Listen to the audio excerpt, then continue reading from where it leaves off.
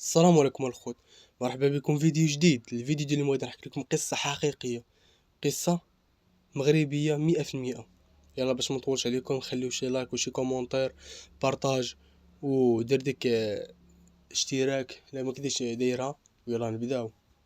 كان حمزه شاب من بني ملال، خدام في شركه النقل، معروف بالجديه ديالو، ما كيعرفش شنو هو المزاح. واحد النهار جات واحد المهمه ماشي عاديه، خاصو يوصل واحد الصندوق صغير الكازا في الليل. الصندوق مقفول بالقفل، الموظف اللي عطاه ليه قال ليه متحلوش وما تسولش شنو فيه، غير وصلو قبل الفجر. حمزة ما سولش بزاف، شد طريق في السيارة تاع الشركة، والليل غارقة والسماء بلا نجوم. منين قرب الخريبكة لقى الطريق اللي كدوز منها مسدودة. الإصلاحات وقع مع راسو يمشي من الطريق الفرعية قصيرة شوية، وعرفتو نتوما مع الطريق الفرعية ديما تكون خاوية والظلام فيها ما فيهاش الأضواء وداكشي.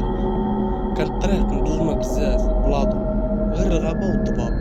بعد نص ساعة بدا يسمع حركة في الصندوق، بحال شي واحد كيتحرك من الداخل. وقف وشعل الضو، الصندوق ساكت، رجع يصوب والحركة بدات تتزاد. فين ما زاد كيبدا يسمع صوت خافت من الكرسي اللوراني، بحال شي واحد كيهضر بهمس. ما توصلوش، راه ماشي ليهم. تجمد الدم في عروقو، دور راسو اللور، ما كاين حتى واحد. الصندوق غير كيدور فوق الكرسي بوحدو، بحال شي حاجة كتنفس فيه. حبس الطونوبيل وبغا يلوح الصندوق، ولكن ملي مسكو حس بالحرارة خارجة منه، وسمع الصوت راجل من الداخل كيقول رجع لموك، رجعني لبني ملال. هرب حمزة من الطوموبيل، خلاه ومشى للغابة. الفجر طلع والناس لقاو الطوموبيل واقفة في الطريق، بابها محلول والموتور شاعلة فيه العافية. الصندوق باقي في الكرسي مفتوح، وفيه غير مراية صغيرة مكتوب فيها بخط حمزة ما كنتش بوحدي في الطريق.